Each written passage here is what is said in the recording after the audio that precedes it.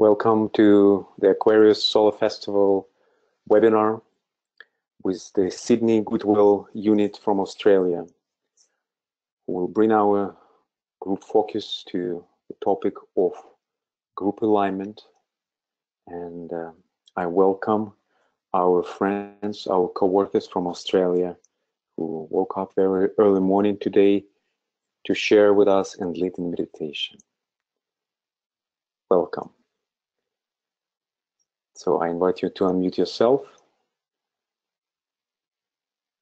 Judy, Wendy, Dot, Jude, Dennis.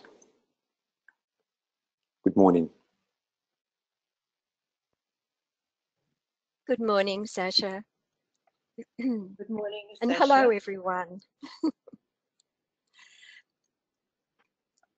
Good morning, Sasha. Dennis. Good morning. Good morning. Good morning, everyone. Wendy. Good Hi, morning, Wendy. Dot. So, Judy, now you be able to share your screen. I made you presenter, so the floor is yours.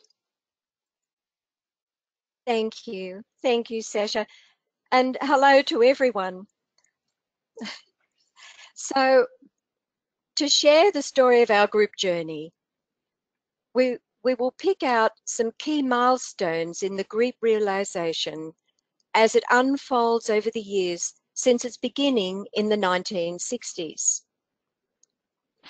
Early in the group life, 3 underlying principles were revealed through 3 key experiences. And these have been worked out and deepened through the ongoing group experience and realization. The 3 key principles are, firstly, identical at oneness. Principle 2, the life aspect. And principle 3, the monadic reflection through the soul. So sharing the story of our group journey is our way of inviting everyone to reflect on their own group journey. We're sharing our experience in the recognition that all groups throughout the world are undergoing their own journeys, and all are part of the thread of the one life. So at the end of our sharing about each principle, we will be inviting all of us to have a silent moment to reflect on our own experiences. As we know, the present age of Aquarius, an air sign, reveals the server of humanity, striding the heavens, pouring out the water of life upon a thirsty world. It's an image of freedom to serve, guided by an elevated vision of life and the sense of accepted responsibility. And there is much in our world today which is giving way to these new influences focused upon our planet. We find that any teaching which maintains any trace of separation is out of step with these new energies. So, what are the basic guidelines if we are to reveal the new truths and expanded spiritual presentations for our time? Well, they are worked out into expression in the fire of experience and given to the world. This is not theoretical or academic. It's distilled from the essence of our experience. It cannot rely on past methods or techniques which place something between the seeker and that sort, even if it is as a bridge across. Instead, we enter the realm of life itself, leaving behind earlier processes of spiritual unfoldment. Now all things are perceived and understood in entirety. Our group story has 2 intertwined streams. One is the outer work of distributing the literature of the Lucis Press and World Goodwill, holding meditation meetings, issuing a regular newsletter, and participating in the global service network in various ways. The other is an exploration of the subtle realms to draw through realization of the inner reality. And this is the heart and life of our group work.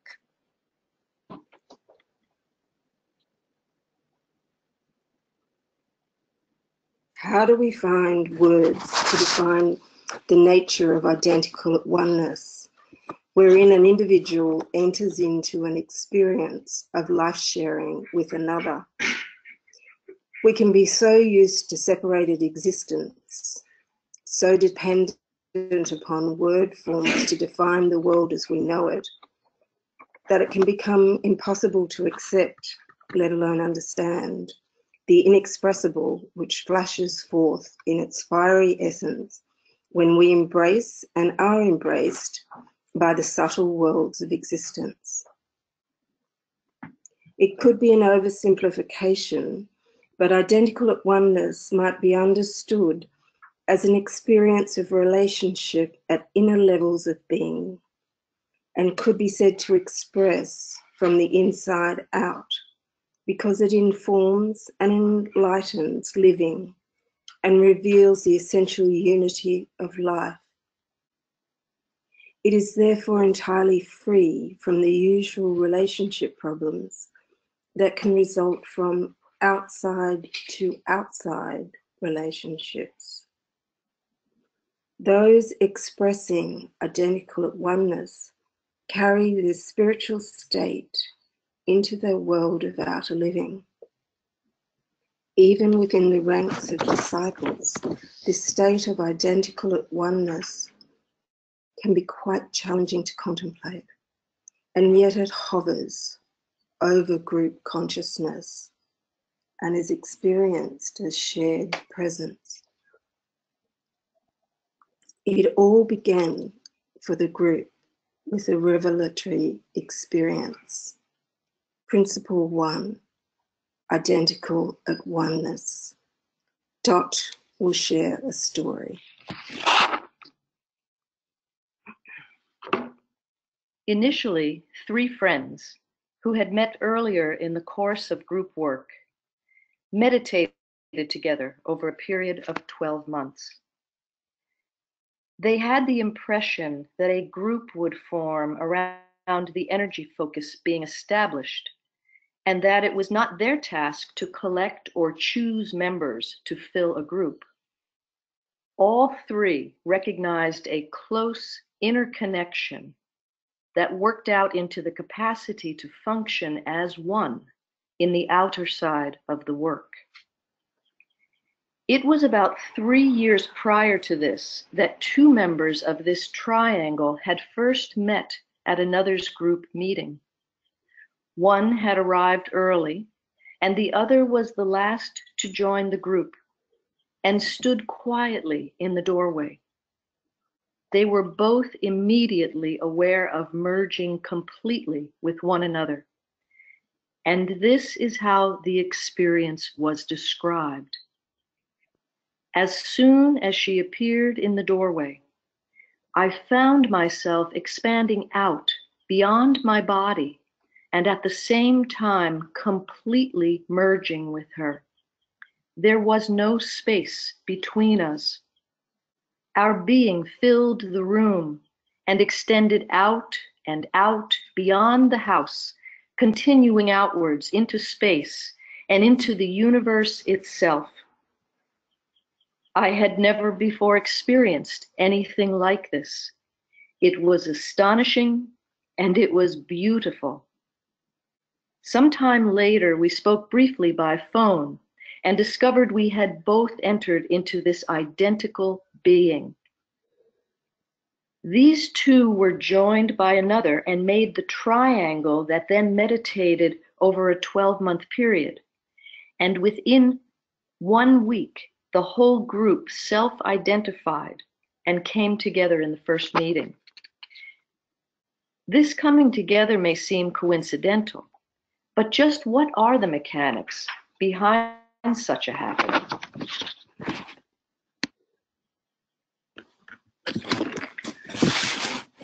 In the 12 months of meditation, the triangle had responded to the sound of the group work that was in emergence, and in turn was sounding forth the note. There was a response from those whose inner being resonated with the note and whose destiny led them to work within this particular group service. The first phase of the group's life had begun.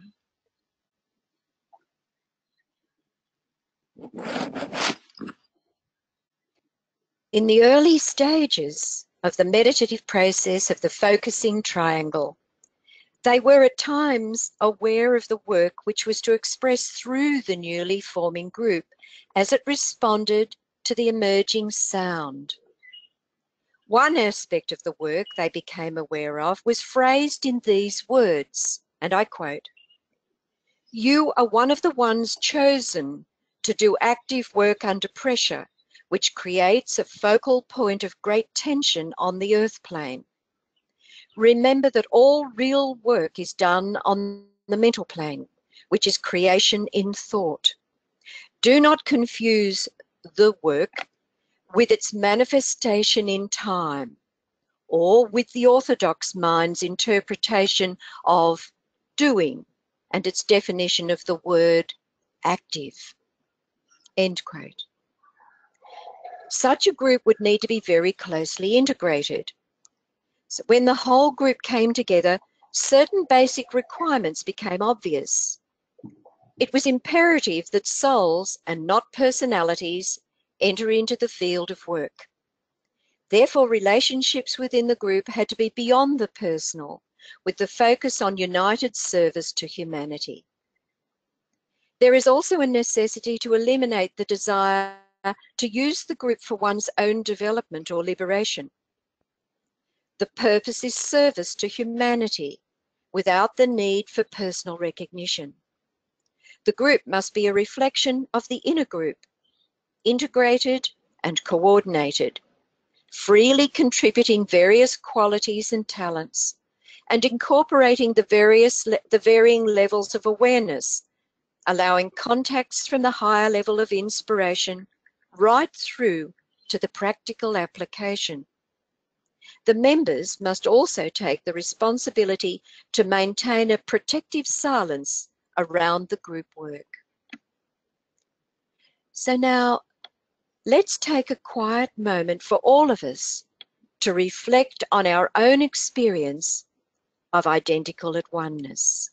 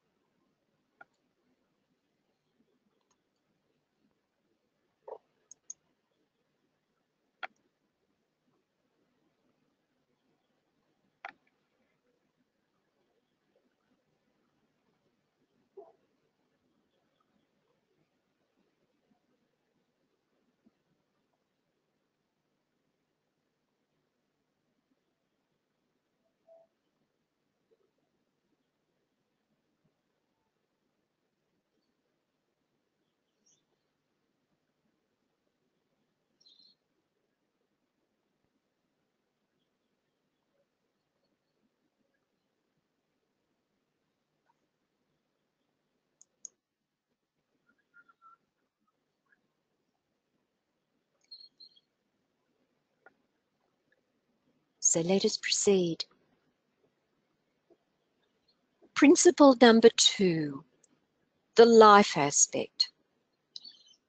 At one of the earlier group meetings, an episode occurred that was actually a kind of test, if everyone had realized it. I'll hand over to Jude to tell the story. The group met at one member's home. The night before the meeting, there was a heavy rain and windstorm, and her favourite tree, some 15 feet tall, came crashing to the ground. The next morning, with the assistance of some ropes and a few pairs of willing hands, the tree was replanted in its place. During this operation, a local gardener came by and shook his head, saying, "Not a chance. You can't replant a tree of that size, let alone one of that variety. Then one by one, the group members arrived, all making similar pronouncement. What to do? Standing beside the tree, she took a firm hold upon its trunk, and knowing that the life within herself and the life within the tree was one and the same, stated the intention to glorify the Father with their respective expressions of the one life within each kingdom. It was the autumn season, but the tree continued to grow vigorously, and within the following days put on a mantle of spring leaf. When one stands within the power of knowing, it matters not whether the whole world may doubt or declare opposition. Such knowing is invincible. What exactly was the test?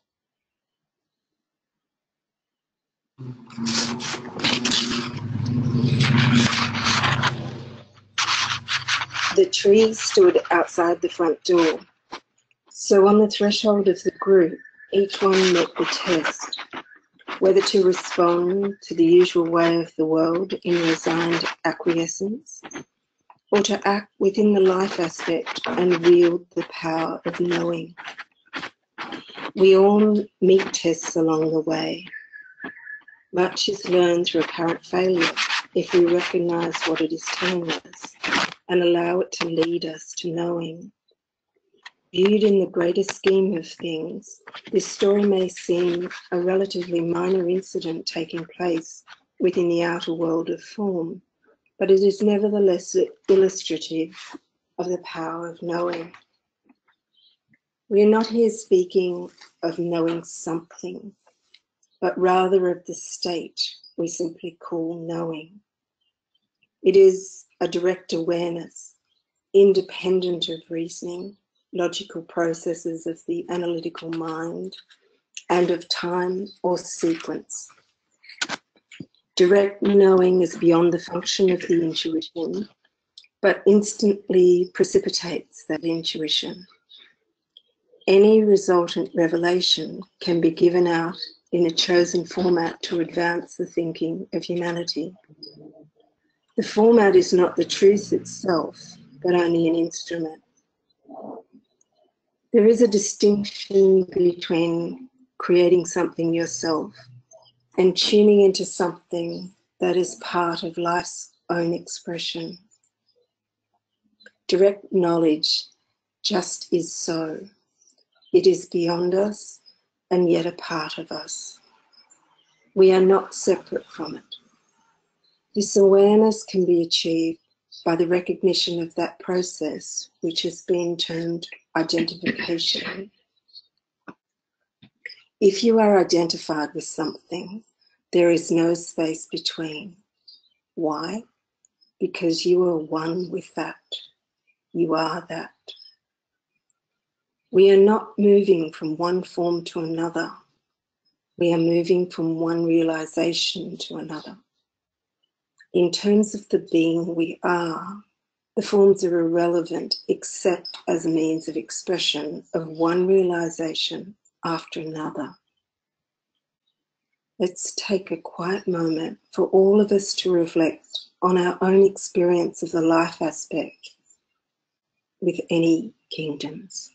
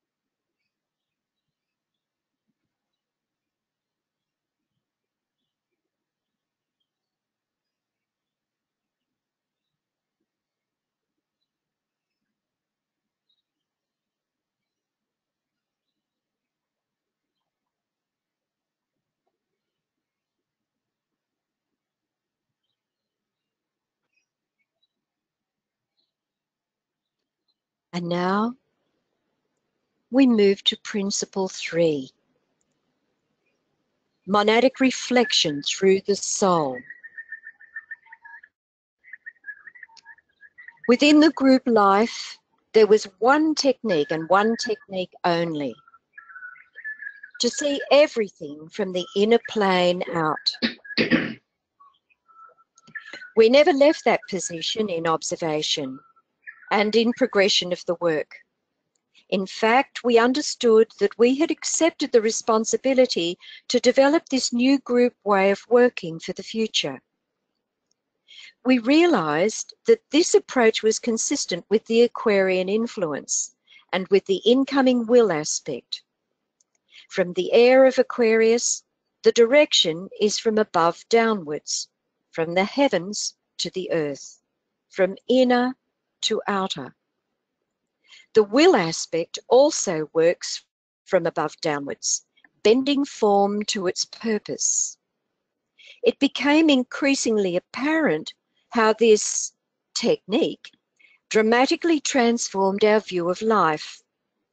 Basically, we were acknowledging that we were working from the realm of soul and not that of the personality. So from this elevated viewpoint, we found a freedom to work not known in the personal sphere. While we work within the soul cycle, it is always understood that the monadic life is implied into the work of the future. This recognition is central to our group life focus. And now, Dennis will tell us a story. One of the group members brought a white camellia to an early group meeting. It was the first bloom from the bush in her garden, and it was not yet open. It was placed in a small vase in the center of the group. Just as the group was about to start the meeting, one of the members picked up the flower and immediately began to unfold its petals. It was passed from hand to hand around the group, and its unfolding movement continued steadily, in appearance resembling time-lapse photography, until each member had touched it. The petals had folded back to its stem, revealing its center. The group then received an impression to refer to a certain page in a particular book, which presented the teaching of the unfolding of the 3 rows of petals of the egoic lotus until the jewel or the fire at the center is revealed. This was part of the rhythm of the group, that there would be experience following which confirmation was found in the teaching. So within the power of the subtle realms, the apparently impossible becomes possible for the purpose of revelation. When we live consciously in a synthesis, everything in our living experience can reflect the deeper truths, so long as we are resonant with or attuned to what is flowing through in any moment. This is living at a point of tension or relationship with divine intention working out through the world. And when we see everything as part of life's expression, then it takes on a deeper meaning, and we see in terms of essential principles, rather than in terms of size, distance, time, or sequence. So let's take another quiet moment for all of us to reflect on our own experience of the subtle realms.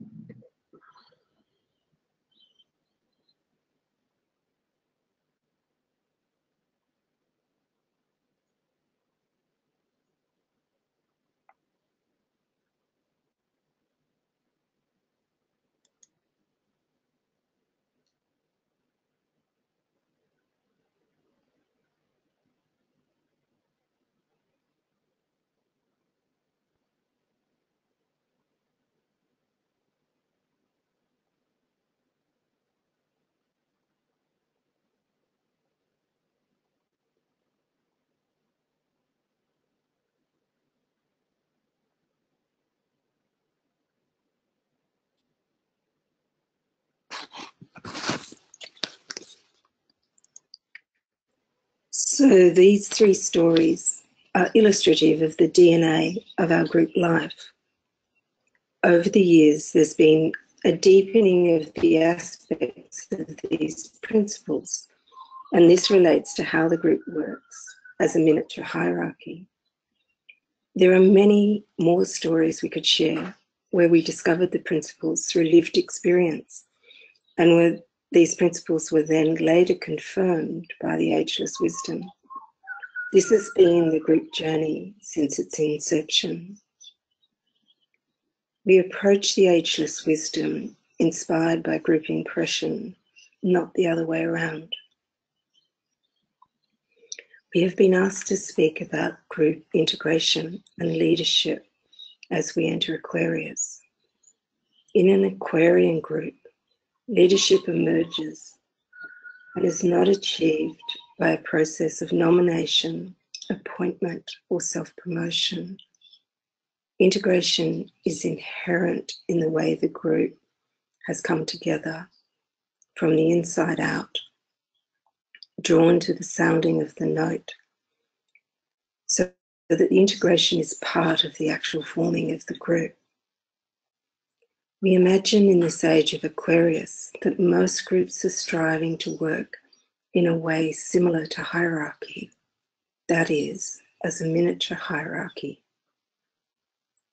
Perhaps the best symbolic illustration to describe such a unified group, a miniature hierarchy, is the human hand. The hand has to have everything operating, otherwise there is some impediment to free movement and dexterity to what can be achieved. One cannot perform any task properly with the hand if each part is not working together with the others as a cooperative whole. But those fingers do not have to think about how they will work in cooperation. They just do. They are a group entity. They may operate singly with certain movements, but the fingers and the thumb respond automatically and in unison as they receive messages from the brain to perform any functions.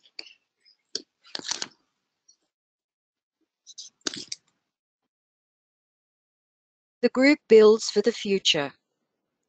And although it may be most visible in its outer function in the work, it is truly a subjectively focused group.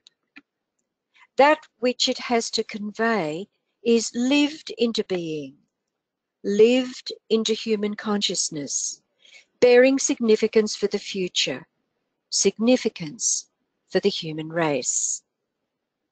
Now, we'd like to do a short reflection with you, invite you to join us in a reflection on transference into identification. So our experiment is to invite you to an experiment to identify with the future of 2025 and see what that has to reveal. We did something similar in the 1990s when we transferred awareness into 2001 for a whole day. And transferring group awareness through time, location, or dimension has the potential to anchor the substance of the future into the present moment. So let us experience the livingness of 2025. To begin, we transfer awareness into the group heart of all present.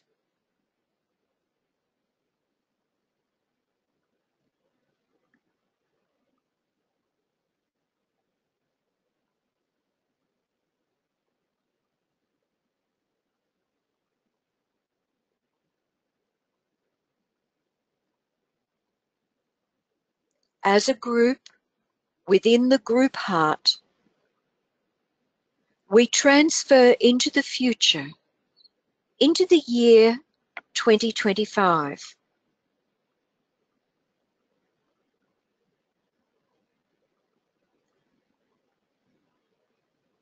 identified in the heart in 2025, where all worlds are unified, the fiery, subtle, and manifest worlds, take note of any impressions.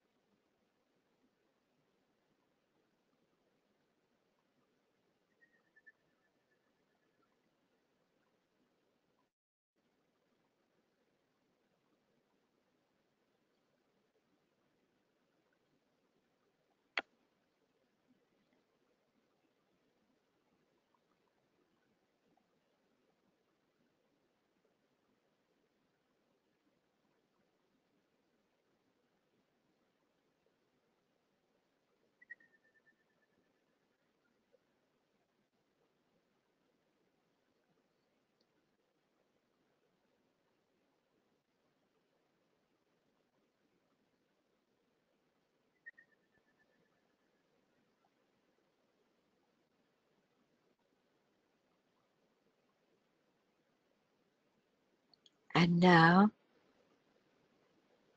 from the perspective of 2025, we look back in time to 2018 and see the course of change and identify the magnetic seeds of the future that have led to where we are in 2025.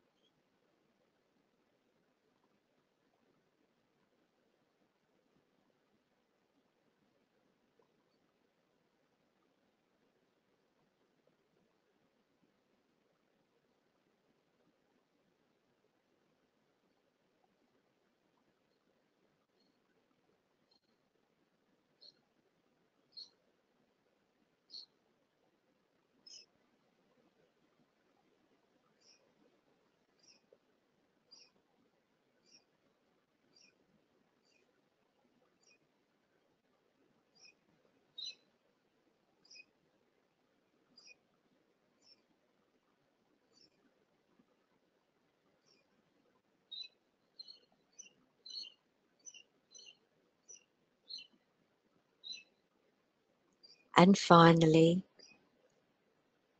transfer our group awareness back into our current time with an awareness of the sparks of the future with which we work.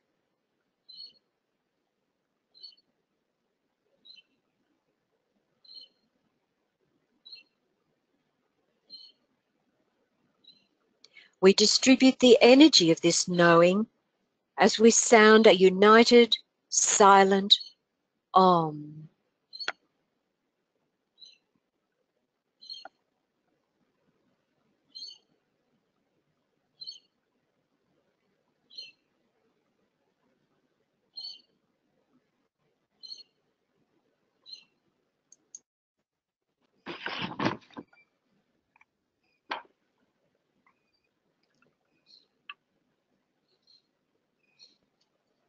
So at this time, following this reflection, we'd like to invite comments, insights, impressions from the reflection, questions.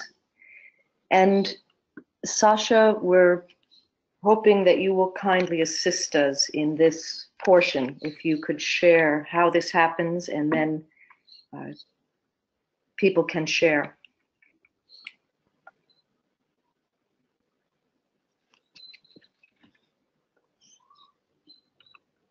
Difficult to start to step in to this continuing radiance of this visualization.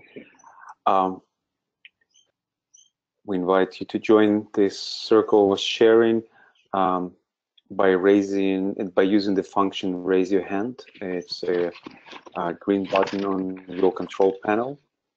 We will unmute you, and so you will be able to speak.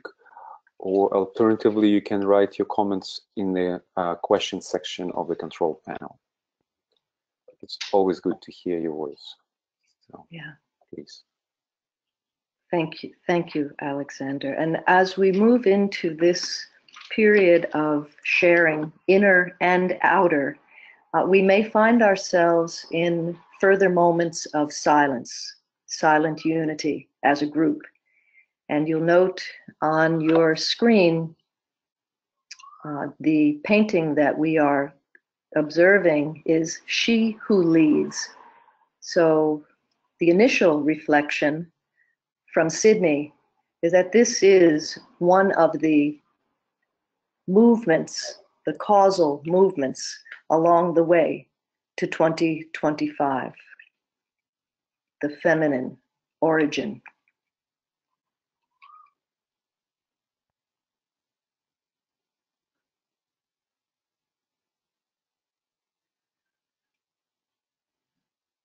So I have this is Michael, and I'm speaking from Meditation Mount in Ojai, California. And here's some initial impressions of us standing together in 2025.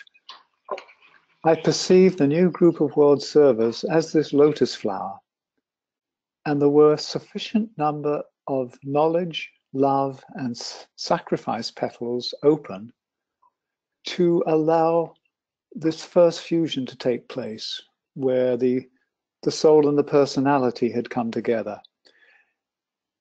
And this opening and this new level of cohesion created the chalice that was now opening towards the second fusion, which is the inflow of monadic fire. And so the reappearance of the Christ and the externalization that is really focused around the date of 2025, although it's happening before that, it's already in play, I believe. But this date, 2025, for me symbolized when we as a group of world servers are integrated and fused and ready to open to the fire of love. And it was a very powerful experience. And then what will it take to get from 2018 to 2025 in personal love? And go back to those three words that the Tibetan gave us: self-forgetfulness, harmlessness, and right speech. Thank you.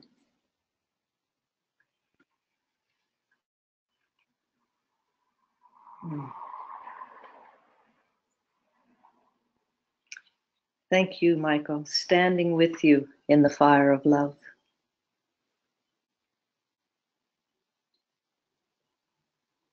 Silvana, I unmuted you. Please unmute yourself on your end.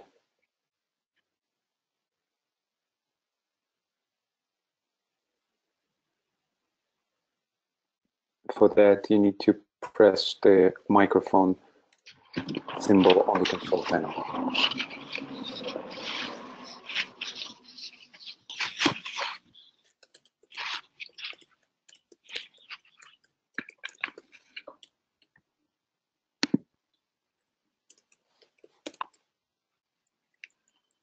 And Silvana, if that is not working for some reason, you can type in the chat box, and we're happy to read your comment or question or insight into the group field.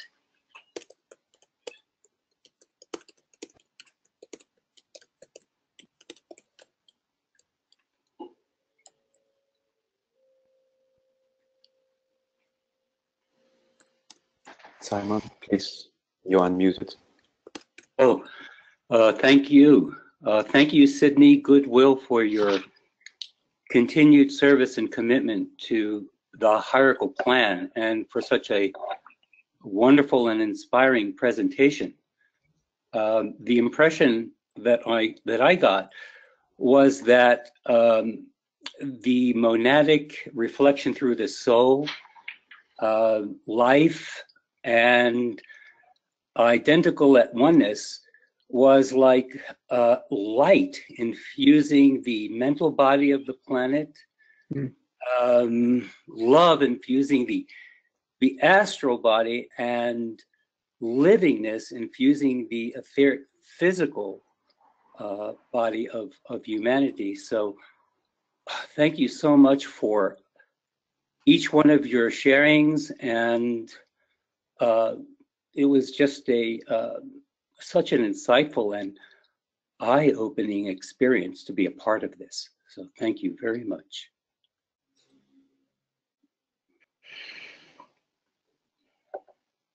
Thank you, Simon. A heart touch from Sydney.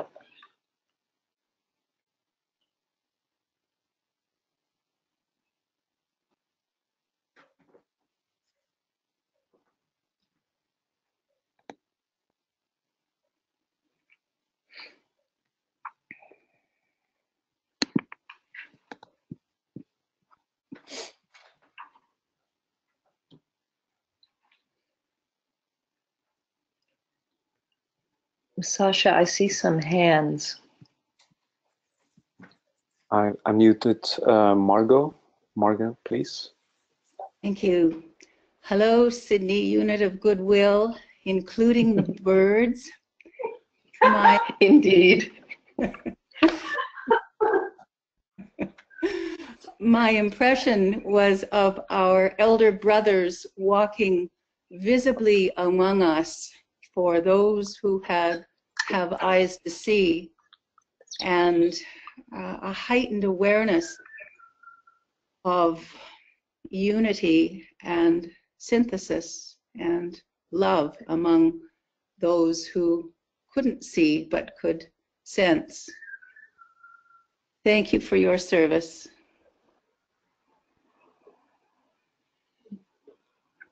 Thank you, Margot. And as Judy commented earlier, the kookaburras are singing, laughing actually. 'Tis morning in Sydney.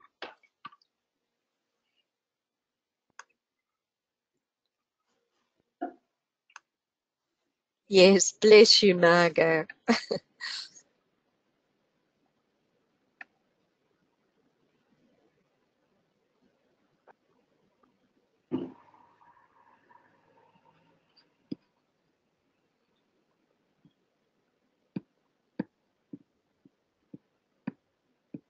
I leave the microphones of people who share it unmuted so you can regulate yourself, your microphones, muting or unmuting to join any moment they're sharing again.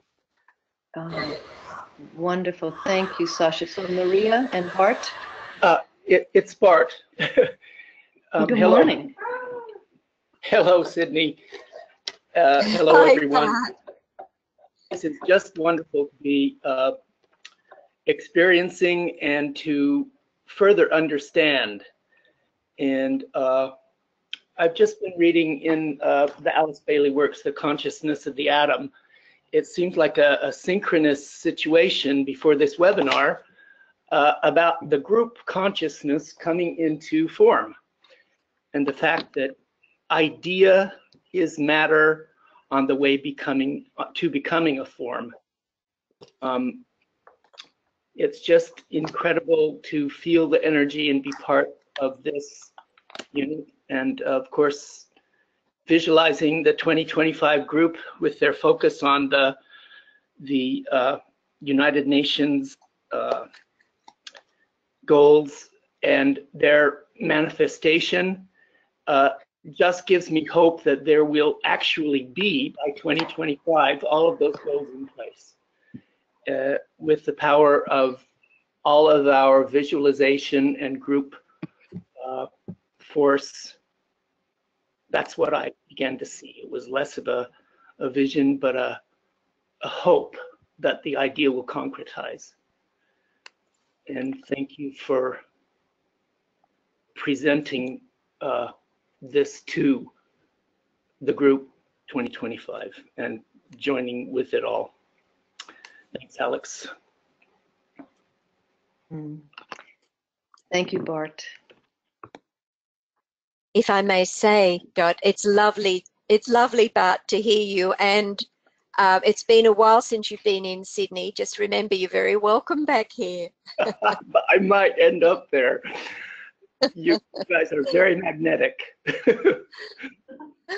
I think we all are, and becoming increasingly so, as you know, as we attune to the coming time and the coming of our elder brothers. And the closer they come, the more magnetic, you know, the joining of the two kingdoms makes us all. I'm always May amazed. it be so soon. I'm always amazed that the internet can be so connective. And I know that on the inner planes, we can do that without the internet. But anyway, what a pleasure. Thank you very much. Mm-hmm. Good morning, Iris.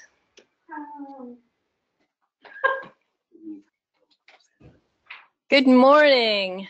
It's so lovely to hear all of you and to hear about the beginnings of the Sydney Goodwill Group. My impression was that the UN is fully functioning, or more fully functioning, as the organization that it's meant to be in the world. And also another impression was that there is great strength and livingness to this group, the 2025 group at that time.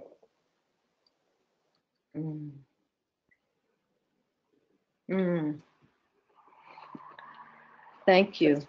Thank you, all of you. Thank you, Iris. Oh, bless you, Judy. Bless you. And Marina, I see your hand here. Here I am. Good evening to everybody. Now, I wanted just say that my impression was about the spirit of group, the group consciousness, the unified group consciousness, and the spirit of groups, which is there on the subtle level, just waiting for groups of people to be available to incarnate it.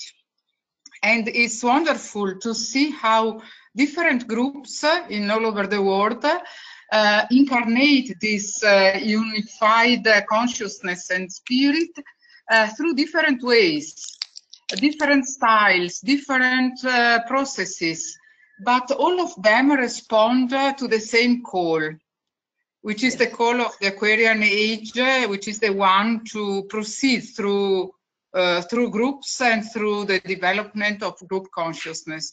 This is the only one way we have available to try to save our planet.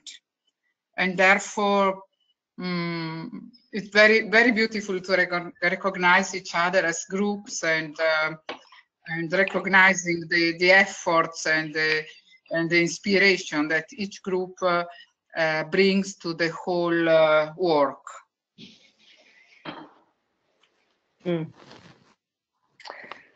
Thank you. Yeah, thank you, Marina. Thank you. Bye.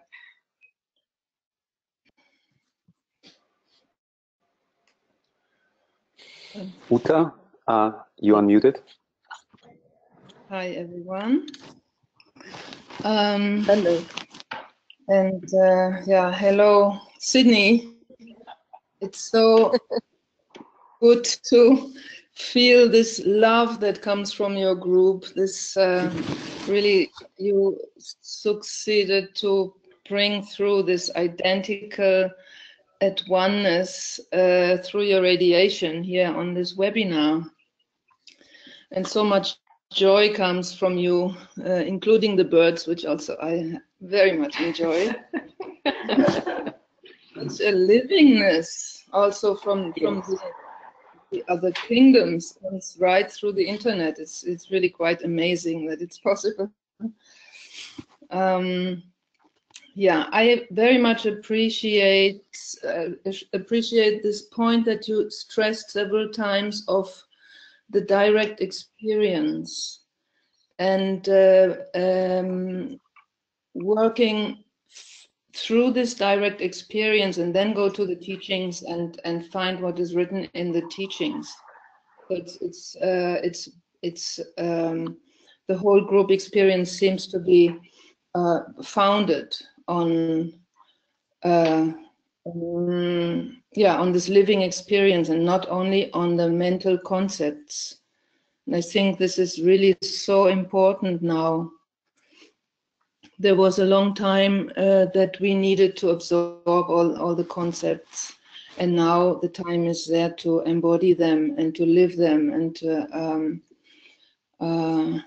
be them. And it comes through very beautifully through your work, through your radiation. This is one thing that really struck me.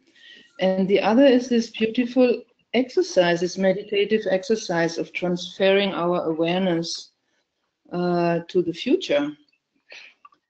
And what I experienced in the future in 2025 was that the new group of world servers has become much more of a fact of and taking up its function much more visibly and definedly, and also the UN, as Iris said before, and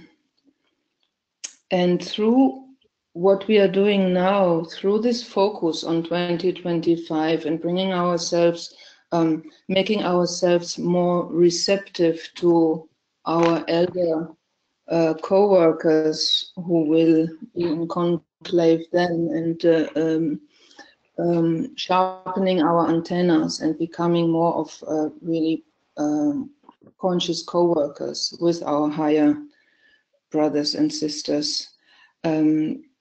That's what makes it possible for us to create from now to 2025 whatever will be then. I don't know if I spoke clearly enough, but that's what I can say. Yeah, very clearly, Ute. Thank you. Thank you. Richard, good morning. Oh, hello, it's Rebecca. I think. Hi, Rebecca. Yes. Hello, everyone there and everyone all over the world. And yes, thank you for being together, and Alexander for making it all happen on a cyber level. My impression was really connected with some discussions that we were having in this forum about how to work with the SDGs and how to proceed with that work, and the idea of actually including people to speak about projects that are contributing to the different SDGs. And at that time, I had this, when Dot was speaking about that idea, I had this real sense of a weaving together of all sorts of different strands of what people are doing in the world and what different groups are doing and different peoples, and the energy that's coming from 2025's connection with an aspiration towards the hierarchy, creating this weaving. And it was like just a a faint shadow impression at that time, and that was the impression that really came through with the meditation today, and really responding to the idea of the livingness and the story of the tree. It was as though this weaving was twigs or branches that spread out and created a kind of shelter for the planet, you know, sprouting leaves as they went, but then extended into a basket or a chalice that then reached upwards to receive the higher energies. So that was my impression. Thank you. Yeah, thank you for sharing. We see two more hands, Sheldon and Rosemary, and then we'd like to move to the closing meditation. So Sheldon? Well, I just want to add our gratitude for this this day. On the one hand, first day of the full moon process, and also for the work of Sydney Goodwill. Thank you all. I mean, this is such a shining example of group for the best I think we can see on the planet. I just wanted to add the note of finishing this meditation, Lena and I, this morning on Aquarius. That, you know, this is the light, you know, which shines across the sea, ever shining in the dark until the dark finally is gone, cleansing and purifying with its healing rays. And we can use those words, but I was struck, jumping to 2025, just how powerful that light, it's already here, as far as I'm concerned. Very, very big and growing. But by 2025, it's like one of these lamps. You can't see anything else but things clearly. So that was the power that's with us today. The second thing was mentioned earlier, just about the rise of the divine feminine in all of us. I just see this as the major turning point, along with Ira said it, the triumph of the United Nations. These goals picked up out of necessity, or the choice do we have as we try to come together, triumph by that point in time. So for me, the inevitability of the triumph of good just comes through so strongly here. And it is, as all the speakers have said, it's through our love of one another and in group fashion that allows this light to spread, cleansing and healing with its rays. So I just want to thank you all for this. And Sasha, yes, 2025, we're banding together these esoteric groups. Thank you, Sheldon. And I trust you speak for many of us that yes, the light is already here. Thank you. And Rosemary, and then we see one more hand, so we'll do two final comments. Rosemary and then Estella. Rosemary.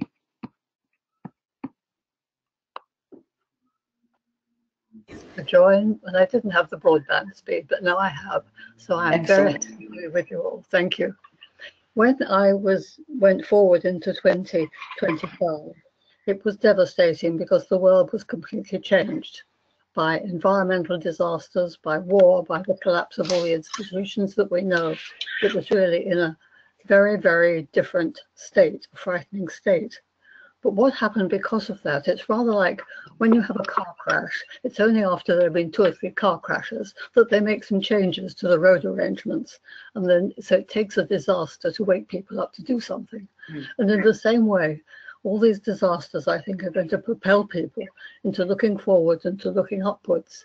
And it will be very much, I think, up to those of us who know a little to spread the word about the hierarchy, about what can come, to reach more people who will be frightened, and to reach out and say there are guides for the race, and we can look forward to this. And also, of course, for those of us who are working on this, to know that we have to help prepare the path for the necessary vibrations to build a bridge for the hierarchy to come, which I believe they will do in 2025. I'm sorry to put a sad note, but that was what came, and it was a very powerful impression. Thank you for sharing that actually inspiring, transformational impression, Rosemary. Thank you. Estella? Yes, hello, Dot. How are you? Thank Well, you. good morning. Good afternoon here. Well, thank you, Sydney Goodwill, for inviting me to this meeting and also for your sharing. Very inspiring, really. Thank you, Alex. A pleasure listening to you again. And thank you, dear sisters and brothers, for everything you have shared and for the opportunity to be all together in this way to 2025. Thank you very much. Thank you, Estella. And thank you, everyone. Over to you, Wendy. So in our subtitle for this session, we said from identical at oneness to direct communion. And we're urged by the hierarchy who say that those who wish to participate in our abode must commune more often with their own hearts, and through them send us at least silent calls. So we're going to do a meditation which is on direct communion. So within the Agni Yoga teachings, it was always said, first the storm, then the thunder, then silence. In the absence of sound comes the so-called voice of the silence, but higher than this voice is communion.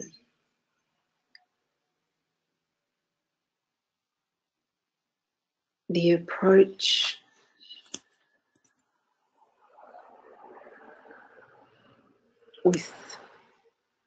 in this time of fire is direct communion.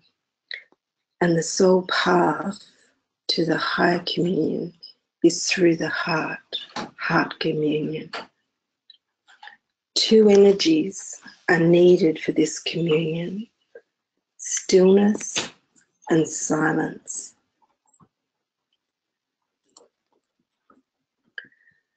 The ashram in the Himalayas is still and silent, surrounded by choirs of nature. Beneath or beyond these sounds are the calls to the subtle world. We too can listen beyond the audible sounds in our surrounds and attune to the subtle calls of the subtle worlds, centered as we are in the stillness and the silence of the heart. Residing within the heart, we become aware of all its many chambers and its purpose as the centrifugal point in the rapport of the worlds. Our individual hearts are granted to us for the purpose of communion with the one heart and the unification in awareness of the many worlds.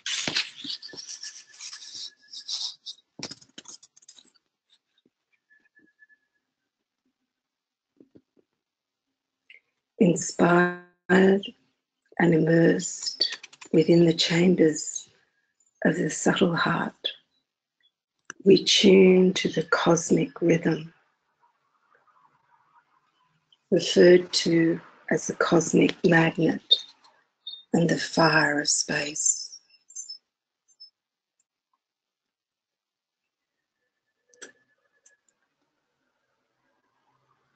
Master M says that the acceptance of Agni Yoga, or the yoga of fire, will confirm humanity in its conscious communion with the cosmic magnet. And it's this communion, humanity's communion with the cosmic magnet and the fire of space, that affords the possibility for the amelioration of earthly conditions. It's this communion with the cosmic magnet and the fire of space that restores the equilibrium for humanity in relation to cosmos. So let us silently meditate in conscious, direct communion with the cosmic rhythm in the form of the cosmic magnet and spatial fire, and be open to impression.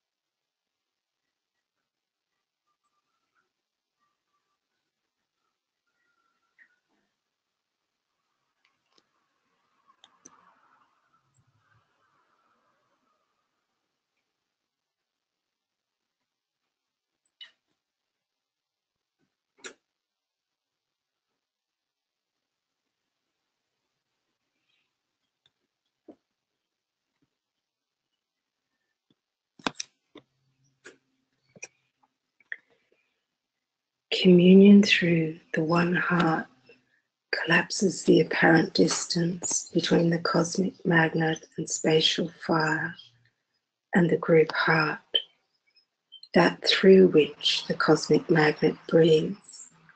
The group heart breathes through also, that with which the cosmic heart beats. The group heart beats also.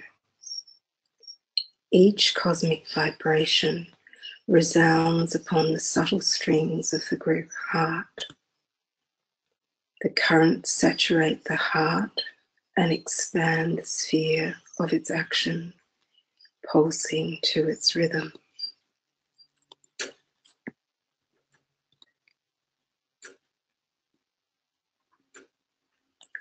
Direct communion in the heart with the cosmic magnet and spatial fire bestows a new current of energy that produces its own results through the process of radiatory substitution.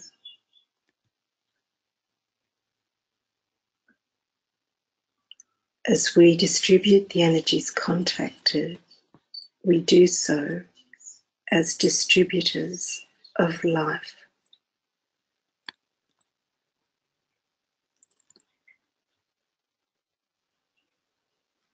As Master M says, communion with the higher world is as necessary as breathing. He says, communion, like fragrance, spreads far.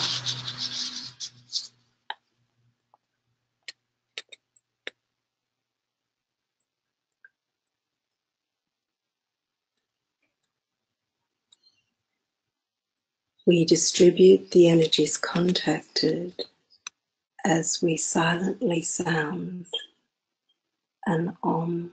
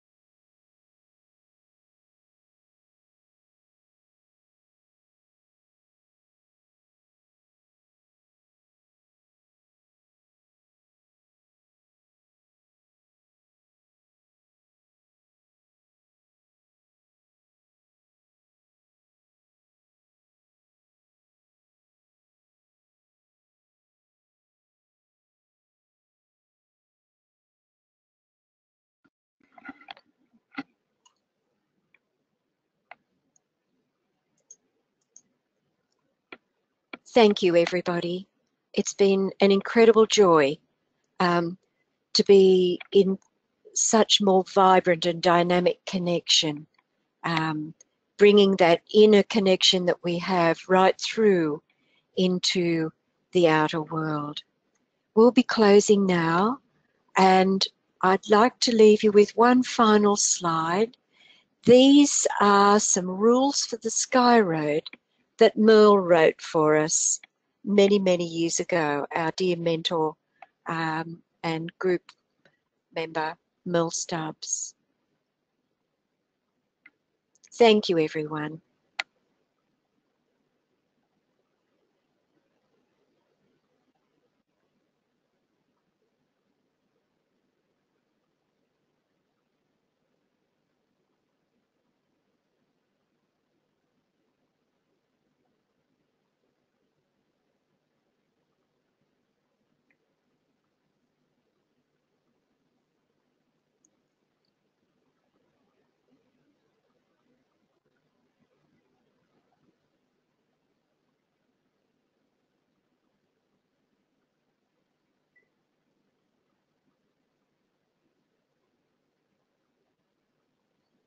Over to you, Alexander.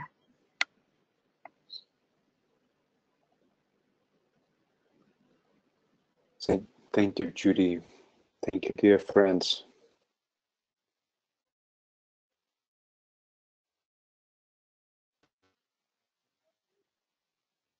And we stay with this communion with the heart of the World Service Group.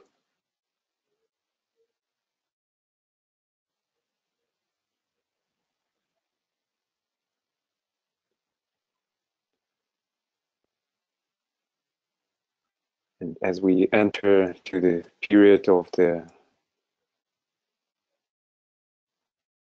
full moon in Aquarius, we maintain this connection in the group heart and onward to 2025. Thank you.